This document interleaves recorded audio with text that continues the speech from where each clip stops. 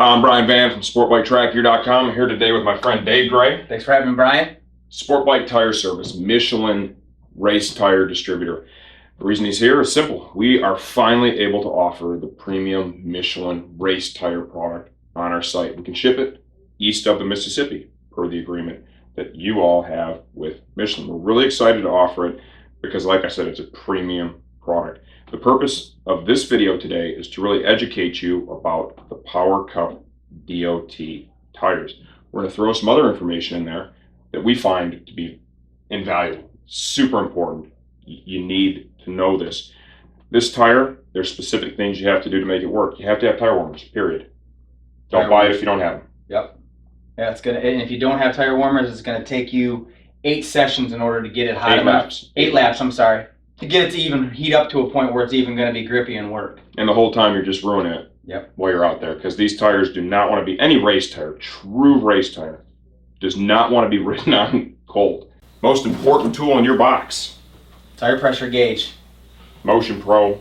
That's what we all use. Buying a good one is the only way to go. Having one of those cheap stick gauges or trying to save or pinch up a couple of dollars on a tire pressure gauge, it's going to cost you more money in the long run. Let's talk a little bit about tire pressure while we're there. Simple recommendation for these, we're going to recommend you set them cold. 30 in the front, 22 in the rear. Cold. Doesn't everybody else tell you to set them hot? They do. Most other manufacturers do. And the problem with setting a tire hot is, and I get that question a lot when I'm at the track or via email or whatever it is, do I set it cold, do I set it hot? The truth is that however you set it, it needs to be consistent in the same way every time, because the generator that you have is probably going to be different than the generator that I have. The extension cord you have might be 100 yards longer than mine with a smaller gauge, and tire warmers you have might be better than the tire warmers are. There's just too many variables that come into play. All the different brands of warmers too. I mean, it goes on and on and on. Too many variables, like you said. So the only sure way to do it, so it's exactly the same no matter where in the world you are, is off of cold pressure. Power Cups. This is your DOT tire. This is our DOT tire. This is our DOT competition tire. This is a tire that actually has its own race series over in Europe. Largest race series, I believe, in the world, actually. Spec series. Right. They've developed this tire over there along with Michelin product development and research team in order to make the best tire, in my opinion, in the world. I mean, this tire is fantastic. This along with our slick, they are both phenomenal tires. I mean, they really are. Premium product without a question. And we're going to make choosing these really simple. Different riders require different tires, and we're going to do a full breakdown on the Power 3, the Power Super Sport, the Power Cup, and the Slick to kind of help you determine, hey, what kind of rider am I and what tires should I look at? Because the reality is these Power Cups for like a novice rider or like an entry intermediate guy, absolutely the wrong tire. Yeah, I mean, they could actually not be as safe as a Super Sport. Not as safe. You're wasting money. You're not money. Getting the longevity and life out of them. And you think when you say that, you're like, wow, but it's the most grippiest. It's the best tire. It should be the best one for me to assure that I'm getting the best out of my riding experience for the day. It's really not the truth. But if you're not going fast enough to put the heat in these tires, because that's how these tires stay hot. The warmers will put the heat into them, right? But if you go out there and you're not flexing that carcass, right, and you're not really loading them up and putting the heat into them, they're going to cool off while they're on the. They'll come in colder than they were off the warmers. Right. You got to be out there loading these things up, and it's that way with any brand race tire. Yeah. Right? So just understand, we're going to help you. Look for that video too. We're going to help you choose the right tire for you. Let's talk compounds with the cups right now. Let's start with the front. Okay. What makes the tire unique, and what compounds are available? Okay. What makes the tire unique about the Michelin Power Cup? We've got 2 different profiles we have. We've got an 8 compound tire, which is a rounded tire, kind of very similar to most of the other manufacturers, so we have that option. The biggest difference from a Michelin brand tire opposed to, say, another manufacturer is the front tire's profile. This is a really well-known tire and really sought after. It's a triangulated or a V profile. Now that profile we have in 2 different compounds, an A and a B. The difference between the rounded tire and the V profile tire is that straight up and down we've got a contact patch, okay? That contact patch is very similar to most of the other manufacturers. But what's so unique about the Michelin Power Cup is, as we lean the bike over, we get past about 22 degrees. That contact patch actually increases and grows. Keeps getting bigger and bigger and bigger and bigger and bigger. And when we get into like the 44 to 50 degree range, we're almost at a complete flat surface and the largest part and the largest meat on the sidewall of that tire. That's a beautiful thing. Which does a lot of things for you. It allows you to go through the corner faster, allows you more corner stability. It allows the suspension to actually work because the contact patch is big, so the suspension's still working on the lean. And your trail braking feels amazing with it. So, the rounded tire to the V tire, you said there's a couple of bikes where you would choose the round tire, the rounder A. A couple of bikes, the majority of the riders prefer to have the rounded tire on their bike. It's some of the smaller bikes and a couple of the Ducatis, they prefer to have the rounded tire on there. Now, with a little bit of bike setup, we can use on the Ducatis the V profile tire, and it's the best tire they've ever used. But when you're taking it off the shelf and you're putting it on there without a lot of bike shelf and you're trying to go from one brand to the other, typically the rounded tire works better for that in that instant for the Ducatis or like an SV or something like that. Mm-hmm. But now, just to clarify too, if you're riding an R6, you're riding a ZX6, you're riding a CBR, a 1000, a R1, the V, VA, VB. For sure the preferred tire. Let's talk about, okay, we got those two compounds to choose from now, right, in the V. Does the softer one just make me go faster? I mean, when do I choose an A, when do I choose a B? Faster, the compound doesn't necessarily mean that if you're softer, you're faster. The tires are designed, if they're appropriately used in their temperature range, to work and feel the same. Okay. With that said, the A compound tire is designed to work for anywhere between 75 and lower, and B compound is designed to work anything above that. And you'll find in the temperature ranges that we're at here in Michigan, we really don't get anything too much higher than 80, 85 degrees or 90, 95 degrees. The A compound tire does work really well all the way up until about 100, 110 degrees, but it's going to start getting a little bit greasy on you. It's going to start coming some things, but to make it simple, A is 75 and lower, B is 75 and higher, to make it simple. The rear tires, also special. I mean, different. I mean, every tire manufacturer has their own way, and Michelin definitely has their own way.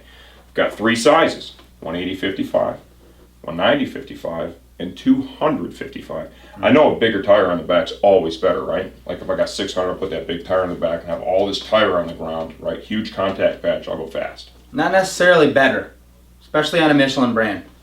And the reason we say that is because Michelin tire is designed different than many other manufacturers. We've got a very, very stiff sidewall. And what that does is it gives us the the stiffness and the stability of a tire that actually is really, really stiff all the way around through the tread, the carcass, and the sidewall.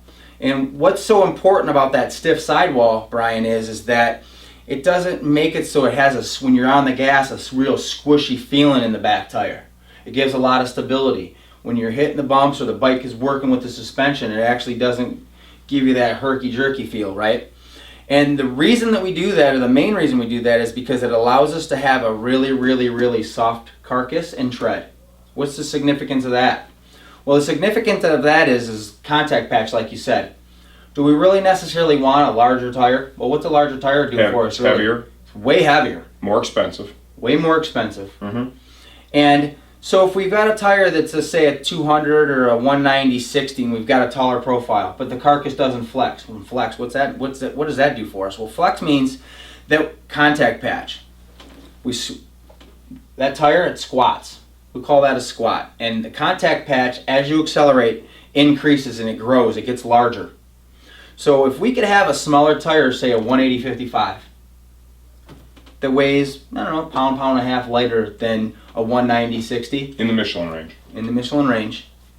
And has a larger or the same size as the contact patch. Why would we want to have a larger tire? It really doesn't make a lot of sense because you're spending more money. Mm-hmm. You're spinning a heavier tire. But you're slowing your bike down. That's 3 horsepower right there. 3 horsepower. And it's huge because it's rotational. Rotational, exactly. You're riding a 600, put the 180/55 on. Period. Try it. With that said, though, you can put a 190 55 on there. It works on the 5.5-inch rim, the 180 and the 190. Bigger contact patch? Same contact patch on a 5.5-inch rim. But at least it's heavier and costs more money. At least, yeah, we can have that. I'm hardly pushing on this, okay? But the funny thing is they feel very stable on the racetrack, and you wouldn't think because they are that soft in the carcass, but that contact patch gets so big. If you get a good camera person and a good rider, I've seen pictures with Dave coming out of corners where, you know, not that you are supposed to wheel it, but it happens sometimes. Wow. And you'll see that back tire, right, on a 600. I mean, you've got a contact patch. I swear to God, it looks like an NFL football on the ground. Squats down to the rim almost. Yeah, I mean, it really squats down big, and that contact patch just gets humongous. That's with a 180. The 190 55, you said it works on a 5 or a 6-inch rim. 5.5-inch rim or a 6-inch rim? What bike are you going to look to that on? You know, when are you going to choose the 190 55? You're going to choose when you've got high horsepower bike. When you got a 750 maybe, or R1 or GSX-R 1000, you know, stock form, stock trim, that kind of deal. Okay. That's when you're going to want the 190 55. The 200, does that work on a 5.5-inch rim? No. 6-inch only. 6-inch only or a 6.5-inch rim. Will we buy a bigger contact patch with the 200 as compared to the 190 on a 6-inch rim? On a 6-inch rim, it's going to be very, very similar. If we're talking bigger, we're talking slights of a millimeter. The real reason that you want a 200 rear tire on, and what this does for us, is it allows us, because it is a larger surface tire, it allows on a heavy, heavy horsepower bike, your 200 horsepower BMW and your 210 horsepower 1199 Panigale R, it allows it, the heavier you get on the accelerator, the larger the contact patch is able to grow. So basically, when we've got a bike that's 200 horsepower and a 190 is at its maximum squat, this tire allows us safely, with the appropriate tire pressure on there, to continue to grow that contact patch larger. So you really recommend that 200 when you're really climbing in horsepower. You're starting to get in the upper echelon, or a modified bike too, a modified bike, yeah. If you want to run And it's still a good bike for somebody that, say, has a track day bike or a race bike that is a Gixxer 1000 that you ride it really well, and you're getting to the limit of a 190. It gives you the opportunity to progress and go to another tire that's going to give you a larger contact patch. Go to the 200. But if you're not ready for it yet, there's no sense in spending the extra money on the tire and wasting the extra horsepower. Because it is heavier again. It is heavier. I mean, and that's always important to note that. I mean, that rotational mass is a big deal. Yep. Compounds in the rear, what do we got? We've got an A, B, and a C, very similar to our slicks. A is going to be for anything lower than 65 degrees. B compound is going to be from 65 to about 85, 90, and C is going to be for 90 and up. It's very simplistic, just like we were saying earlier. Very, very simple. I think we've done a good job breaking these down. This cup's a hell of a tire. There's no doubt about it. I've always been a slick guy. I just like slicks, and I feel like at the end of the day, like maybe the wear on the slicks, like I get a little bit more, you know, and I think it's because you don't have the siping. The downside of the slick is you get a damp track, you're done. Your stuff's sitting. You get a DOT tire, and you get a little bit of a damp track or even a wet track, you can take this tire out there. Right, and especially on the Michelin DOTs, Brian, as you can see, in the center of the tire, we've got a lot of splines. We can move water pretty good. You're going to be more upright if you're going to be on a damp or a getting wet track. And then the closer we get to the sidewall, Michelin calls this light slick technology, right? So the closer we get to the sidewall where we want that extra meat, we've got more rubber, more surface area, more of a more larger contact patch. And realistically, in the rain, you're not going to be using a lot of this on the edge. Not a lot. Not until the track starts to dry. Probably not even going to be down here. Yeah. Yeah. So choosing between the cup and the slick, don't even think about the slick. If you're the type of rider, we go to the track, hey, it's raining a little bit. I still, I'm going to go out and ride. Me, I'll go sit in the motorhome. I'm done. Play cards or something. Yeah, let's hang out. But other folks, if you know you like to ride in the rain, then the clear choice is to go with that DOT. It's very important to note that. Slick tires, wet tracks equals zero fun. They don't work. No, not at all. There you have it. Any questions or comments? Drop them in our YouTube channel comments. We'll be happy to answer them for you. I think we've really done a good job of breaking these down. It is honestly that simple. The final note is tire wear. Remember, if you choose the right compound, you're using the right pressures, you've got your warmers, you've got all those things done, and you're getting some irregular wear with these tires, we are going to ask you to go to your suspension guy at the track day. Every track day pretty much has one now, right? We got Kenny with STT a lot of the time, does a great job. Show it to them and let them put a baseline on your bike and try and dial that thing in a little bit. Because realistically, if you've chosen the right tire, you're using the right pressure, and you've got the warmers, they should wear nicely. Correct. That's it. I'm Brian Van. Dave Gray. It's great to have you, man. Thanks for having me, Brian.